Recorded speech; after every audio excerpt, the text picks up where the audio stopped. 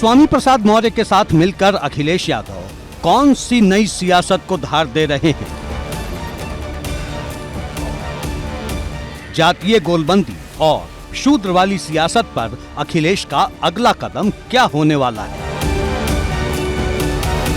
UP की सियासत में ऐसे तमाम सवाल हैं जिनका जवाब फिलहाल किसी के पास नहीं। इस बीच अखिलेश यादव ने 2 फरवरी की शाम ट्विटर पर एक तस्वीर अपलोड की जिसमें लिखा, रिकॉर्डिंग के दौरान। अखिलेश की यह तस्वीर भी चर्चा का विषय बन गई।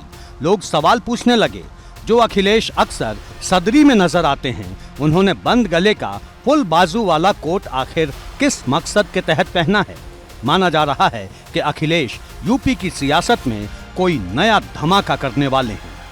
दरअसल मानस के विवाद के बाद सपा ने नई सियासी लाइन पकड़ ली है। अखिलेश यादव खुद इस अभियान का नेतृत्व कर रहे हैं। माना जा रहा है कि ये लड़ाई भाजपा के 80 बनाम 20 वाले बयान के बाद की है। इसे सपा ने 85 बनाम 15 की लड़ाई का नाम दिया है। अब ये लड़ाई कैसी होगी ये खुद अखिलेश ही साफ करेंगे। सीधी बात यह है कि अखिलेश ने अपनी लड़ाई को नए मोर्चे पर आगे बढ़ा दिया है।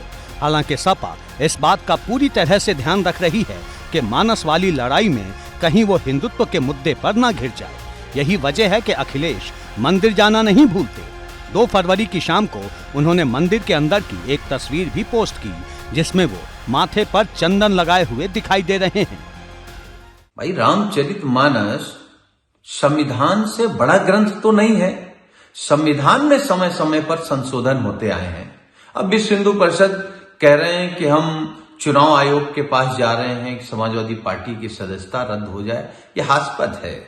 ये देश संविधान से चलेगा, आपके तानाशाही या आपके हिसाब से देश नहीं चलेगा।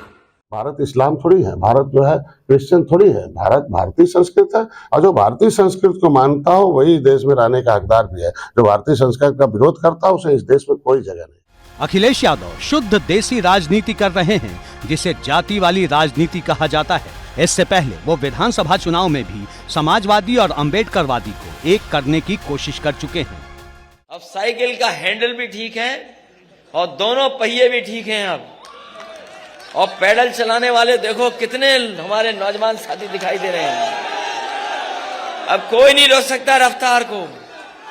जब समाजवादी और अम्बेडकरवादी साथ आ गए तो कोई नहीं रोक सकता।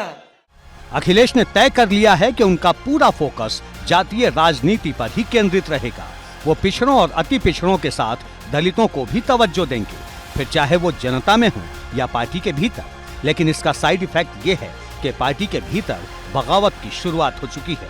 सवर्ण समाज से आने वाले सपा नेता खुलकर अखिलेश के सामने खड़े हो गए हैं। जिस स्वामी को अखिलेश ने राष्ट्रीय महासचिव बनाकर नई जिम्मेदारी दी है, उन स्वामी पर रासुका लगाने की मांग हो रही है। उनको 2.5 पंक्तियां आती हैं। मैंने शास्त्रार्थ के लिए चैलेंज किया उनको कि आप मुझसे किसी भी जगह पर जहां सारी जनता इकट्ठी हो, मीडिया के बड़े लोग इकट्ठे हो, धर्माचार्य इकट्ठे हो, वहां मैं स्वामी प्रसाद मौर्य को शास्त्रार्थ के लिए आमंत्रित करती हूँ और शास्त्रार्थ करिए मुझसे श्री रामचरितमानस पर, क्योंकि मैं रोज सुबह श्री रामचरितमानस पढ़ती हूँ।